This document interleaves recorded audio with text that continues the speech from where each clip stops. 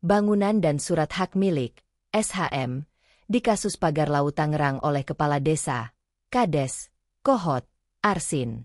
Hal ini diketahui setelah penyidik memeriksa Arsin dan 43 orang lainnya sebagai saksi dalam proses penyidikan. Dari hasil pemeriksaan, di samping perbuatan yang terjadi, penyidik juga mendapatkan modus operandi di mana terlapor, Arsin, dan kawan-kawan membuat menggunakan surat palsu, kata Dirtipidum Bareskrim Polri Brigjen Juhandani Raharjo Puro kepada wartawan, Selasa. Dia menyebut surat palsu itu digunakan untuk mengajukan permohonan pengukuran dan permohonan pengakuan hak ke Kantor Pertanahan Kabupaten Tangerang.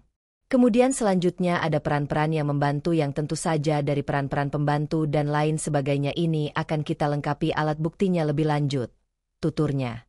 Bareskrim Polri melakukan penggeledahan di rumah Kepala Desa Kohot, Arsin bin Asip, di Jalan Kalibaru Kohot. Penggeledahan dilakukan pada Senin, 10 Februari 2025, malam.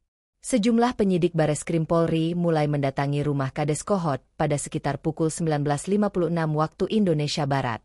Tampak ada sekitar 10 orang jaro atau pengawal yang ditugaskan untuk berjaga di rumah milik Arsin. Selain itu terlihat pula mobil Honda Civic berwarna putih dengan plat nomor B412 SIN. Kemudian ada juga mobil Avanza berwarna abu-abu dengan plat dinas. Lalu nampak juga sejumlah motor terparkir di halaman rumah Kades Kohot tersebut. Sebelum melakukan penggeledahan, para penyidik mengundang RT RW setempat untuk menyaksikannya secara langsung. Selanjutnya, penyidik Bareskrim Polri menjelaskan soal tujuan dari kegiatannya hari ini. Pengadilan Negeri Tangerang menetapkan memberikan izin kepada penyidik untuk melakukan penggeledahan rumah tertutup atau alat angkut terhadap terlapor Arsin bin Asip, dan ditandatangani secara elektronik oleh Ketua PN Tangerang, ucap penyidik Bareskrim Polri di lokasi, Senin, 10 Februari. Tak hanya di kantor desa, tim Bareskrim juga melakukan penggeledahan di rumah Sekretaris Desa dan Kepala Desa Kohot. Pihak kepolisian telah menemukan adanya unsur pidana dalam kasus pemalsuan surat-surat tersebut. Sehingga kini, status kasusnya ditingkatkan menjadi penyidikan. Adapun kasus itu didasari adanya laporan tipe A dengan terlapor berinisial R dan kawan-kawan.